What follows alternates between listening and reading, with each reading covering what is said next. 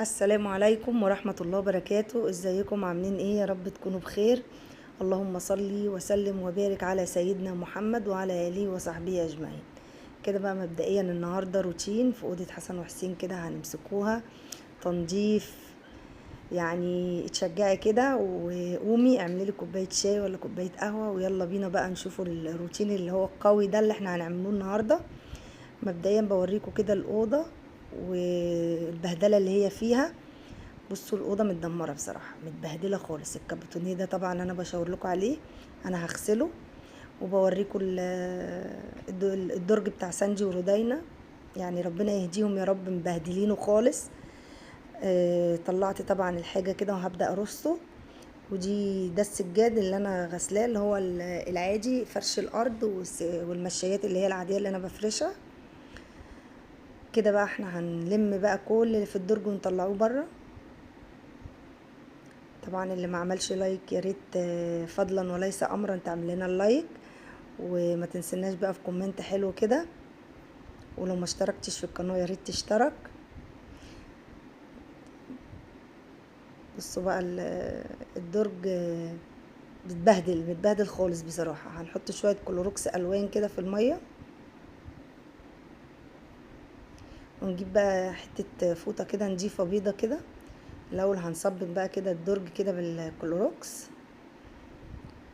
بس هو بصراحة الدرج متبهدل خالص من التوك والكريمات والحاجة ديت متدمر خالص.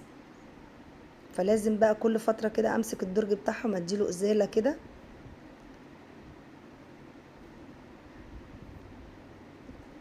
تنظيفة كده، يلا تشجيع بقى. وكل اللي هيشوف الفيديو كده يقول ايه اكتر حتة شجعتني، ايه الروتين ده حلو، اللي عاجبه نظام الروتينات كده يقول لي.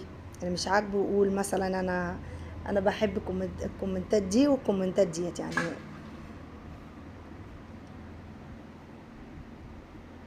على فكرة الحتت الغامقة دي ده تقشير، مطرح ما انا كل كام فترة كده بغسله البوهية بدأت تتقشر. هنجيب بقى فوطة تانية نضيفة ناشفة وننشف بقى الدرج بتاعنا حلو خالص، علشان ما يعملش اي عفونة ولا اي حاجة من الدرج. نشفوه تنشيفة تانية. نحط المفرش كده ونرص بقى حاجتنا.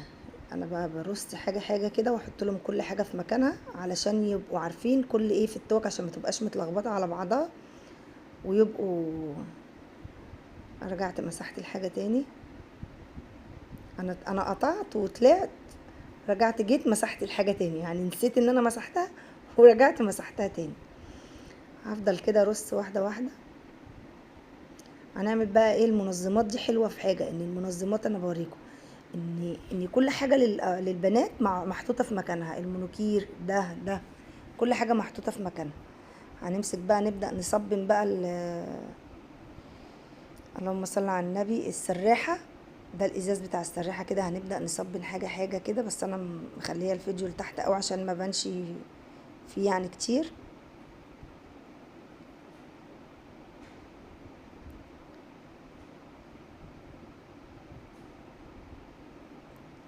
نصبن بالطريقة دي.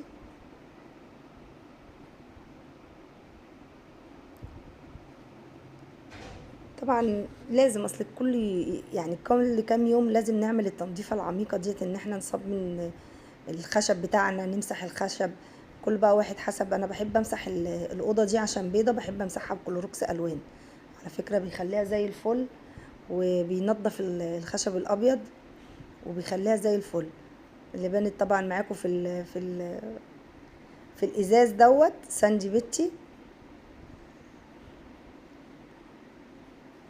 انا كده بمسح الدولاب، يعني انا خلصت السراحه وبصبن الدولاب. طبعا هو مش، انا حاسه ان الفيديو هيبقى متلخبط شويه معاكم، بس اديني بوريكم كده يعني حاجات من اليوميات اللي احنا بنعملوها. السكلوم السلستين ده يا جماعه لازم تمسحيه حلو بفوطه ناشفه، لان بيلطش جامد وبيخلي منظر الخشب بيبقى شكله وحش قوي.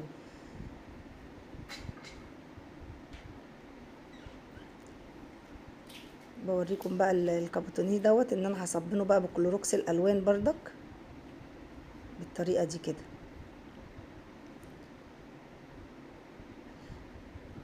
طول ما انت بقى قاعدة صلي على النبي كده زي ما بنقوله كل مرة.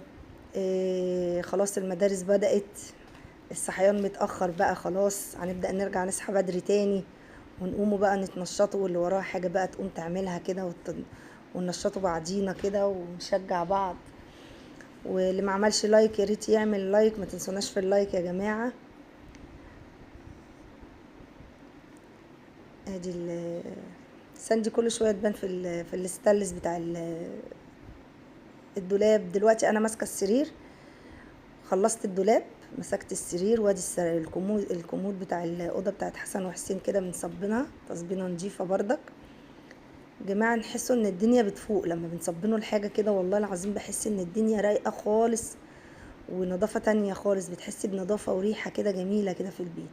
انا بحب كلوروكس الالوان ده، بحب اعمل بيه كل حاجه.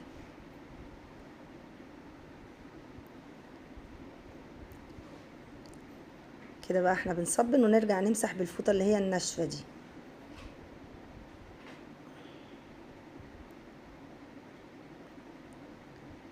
هو التصوير بقى ملخفن شويه، انا حاسه ان التصوير ملخفن شويه، بس مره مع مره كده باذن الله هنبدا نصور صح وهنظبط بقى تصويرات الروتينات وكده. هنبدا نكنس كده،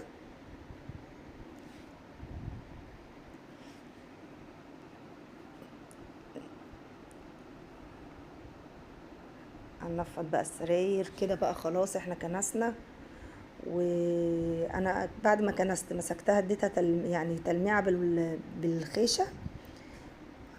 لازم اسيق كده تسيقه حلوه بالخيشه، وبعد كده بعد ما بفرش السراير اديها تلميعه تاني.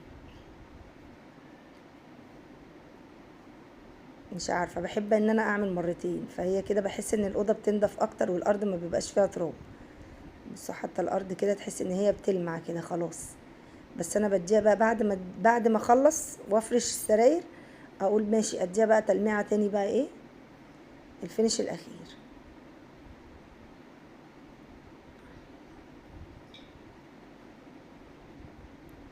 كده فرشنا الملايات بتاعتنا خلاص، وخلصنا الاوضه كده، وهنفرش بقى المفارش. انا حاطه مفارش عاديه خالص كده.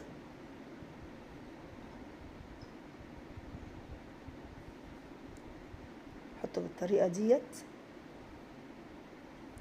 وعايزه بردك تقولولي في الكومنتات اولا التصوير ايه العيب اللي فيه، ايه اكتر حاجه عجبتكم في الفيديو، ايه اللي مش عاجبكم في الفيديو، التصوير ايه رايكم فيه.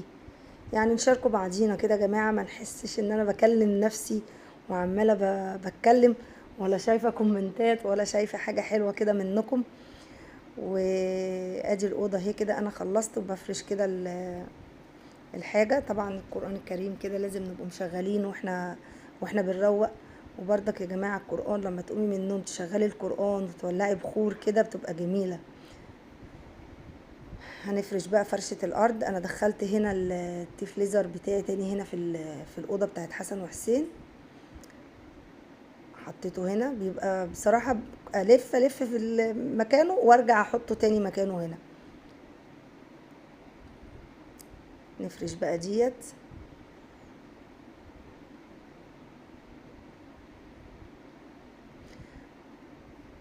بص يعني انا ما بستقرش على حاجه في الارض، يعني انا كل شويه اغير الفرش الارض، احط كذا. رشه بقى المعطر الحلوه دي بقى كده. خلاص خلصنا الاوضه ونتفت اهي وبقت زي الفل. وقولوا لنا بقى ايه رايكم بقى في الفيديو، ايه اللي مش عاجبكم وايه اللي عاجبكم. جميل جدا المعطر ده على فكره يا جماعه، يعني لو لقيتيه قدامك عند منظم بتاع المنظفات جيبيه. المعطر ده جميل قوي، بيفضل وقت جامد، ريحته حلوه في البيت. ادي الاوضه اهي بوريها لكم من هنا ومن هنا. وادي الديفليزر اللي انا حطيته. حاجات بسيطه، لمسات بسيطه كده، اوضه على قديه كده يعني. وكده الفيديو بتاعنا خلص، والسلام عليكم ورحمه الله وبركاته.